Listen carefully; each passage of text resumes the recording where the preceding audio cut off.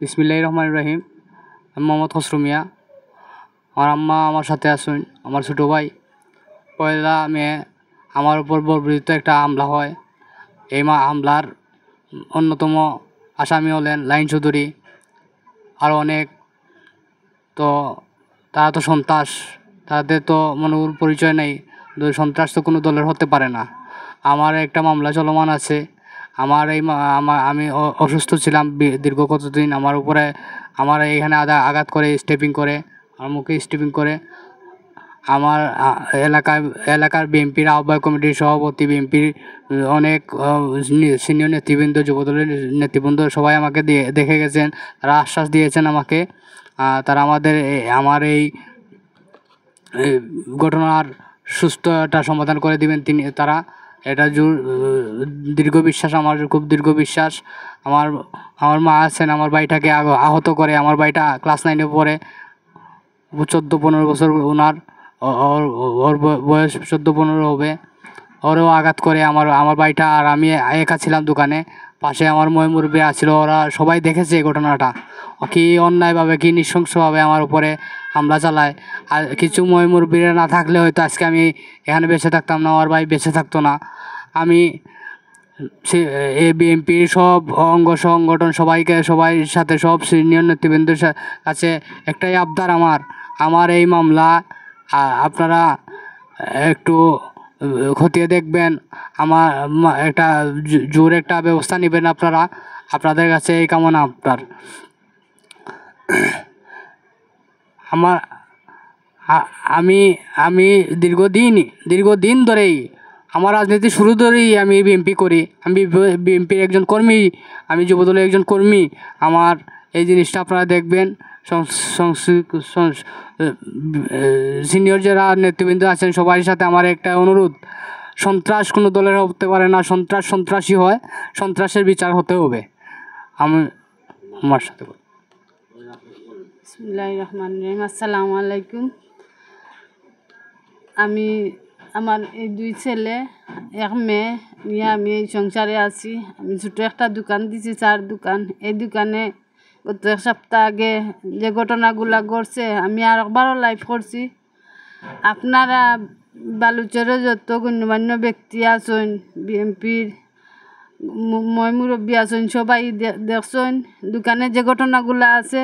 ওই যে সবাই অনেক 10-12 জন মুরব্বীরা আসলা, তারার উপর দিয়ে তারা নিষেধ না মানিয়েও আমার 2টা বাচ্চারে মারছে। তারা যদি না ফিরাইতে আজকে হয়তো আমার বাচ্চাগুলা আমার বুকে থাকতো না, দুনিয়ায় ছাড়িয়ে চলে যাইত।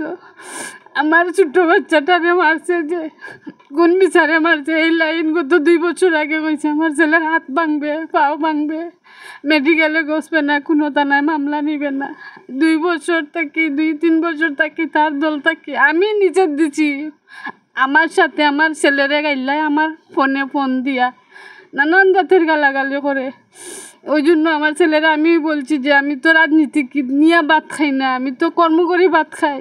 তো আর একজন আমার গাইল দিব কেন? আমি তোর এখানে পেটো তুইছি, তুই ওর লোক বাদ দে। ওরেও গাইল লাইছে, এটা আমি জানি না। ওর থেকে আমার ছেলে তার ফাঁস বাদ দেয়। এগুলো আমি এলাকার অনেক মুরব্বীরাও জানাইয়া রাখছি যে এরকম গালাগালি করছে। আমার 2টা ছেলেরে যে মারছে, যদি এলাকার মানুষ না ফিরাইতো আমার ছেলেরা হয়তো থাকতো না। অনেক মুরব্বী হন, গণ্যমান্য ব্যক্তি হল মেডিকেলও গেছেন, গিয়ে আমার বাচ্চা দেখিয়ে আইছেন, বাসায়ও আসছেন, আসিয়া আমার বাচ্চা দেখিয়ে গেছেন। খুব আশ্বাস দিয়েছেন যে সুস্থ বিচার পাওয়াইয়া পাইবা। আমারও দীর্ঘ বিশ্বাস এলাকাবাসীর কাছে। আমার 2টা বাচ্চার সুস্থ বিচার আমি চাই। আমার ছেলেটা আজ 1 সপ্তাহ থেকে স্কুলও যাইতে পারে না। ও তো কোনো রাজনীতিকে যোগ দেয় নাই, ও তো স্কুল ছাত্র। ওরা কেন মারলো? আমি আপনারা সবার কাছে সুস্থ বিচার চাই। আমি দোকানও থাকে তো আমার বাচ্চা ধরে মারছে, আমি দৌড়িয়ে গিয়ে পারি আমার উপরে উঠেলা ধাক্কা পরে দিয়ে পালাই দেয়।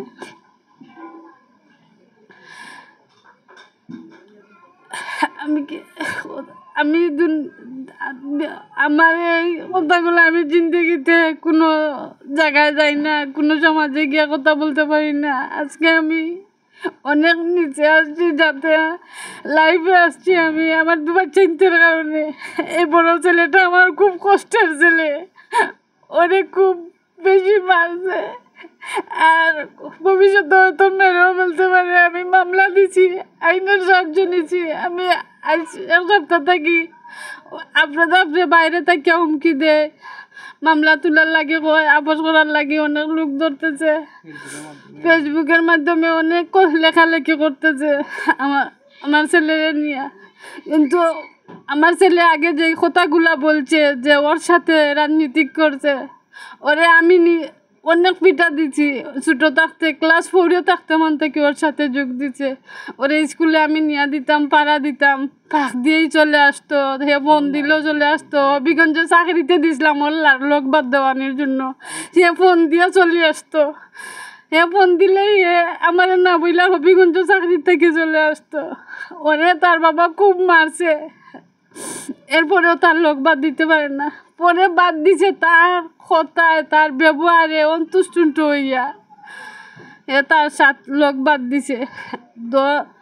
হ্যাঁ, এখন আর রাজনীতি করার জন্য না করার জন্য বাধা দেই না, কারণ বাধা দিছি তো অনেক মানছে না।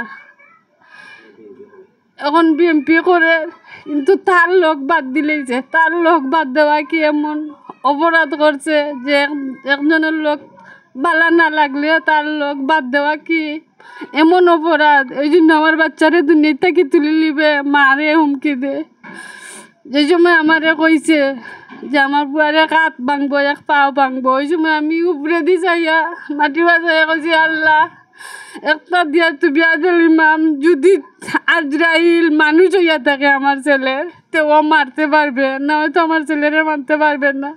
ঠিকই তার এক দুঃসময়ে আমার আস্থা ফ্যামিলি তারে সহযোগিতা করছি। আমার স্বামী 2 দিন রাত তার পাশে থাকিয়া তারে সুস্থ করি, তার বাসায় আইনা দেয়। আমি নিজেও তার ফ্যামিলিরে রইয়া হে মৃত্যু সজ্জায় আমি আমার গাড়ি ভাড়া দিয়া ওরে মেডিকেল নিয়ে যাই। তার প্রতিদান কি আমার ছেলের রক্ত দিয়া দিল? আমি এলাকার কাছে এটাই চাই, সুস্থ বিচারটা আমি চাই। আমি তো কারো কোনো ক্ষতি করি নাই, তাইলে কেন আমার ক্ষতি করবো আমার বাচ্চাতে?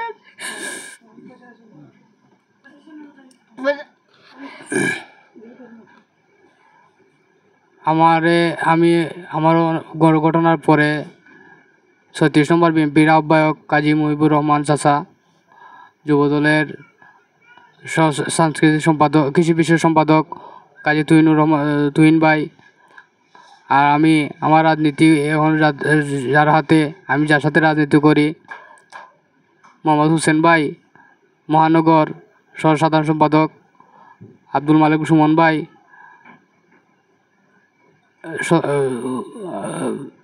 সুমন ভাই, যুবদলের মহানগর সভাপতি মইনুল ইসলাম সহ বিএনপি ধর্ম বিষয় সম্পাদক মামুন চাচা সহ অনেকেই আমার আশ্বাস দিয়ে গেছেন। আমি তো তাদের আশ্বাসে আমি সন্তুষ্ট। আমি মনে করি তারা আমার এই সুস্থ বিচার পাইয়ে দিবেন। আমি তাদের আশ্বাসে আশ্বাসিত আছি। তারা আমার প্রতিশ্রুতি দিয়ে গেছেন আমাকে এই সুষ্ঠু বিচার পাইয়ে দিবেন। আমি তাদের আশ্বাসে এখনও অটল আছি, আমি থাকবো। আমি বিএনপির একজন কর্মী ছিলাম, যুবদলের কর্মী ছিলাম, এখনও থাকবো, আগামীতেও থাকবো। বিএনপির রাজনীতি শুরু, আমার বিএনপির রাজনীতি দিয়ে শেষ।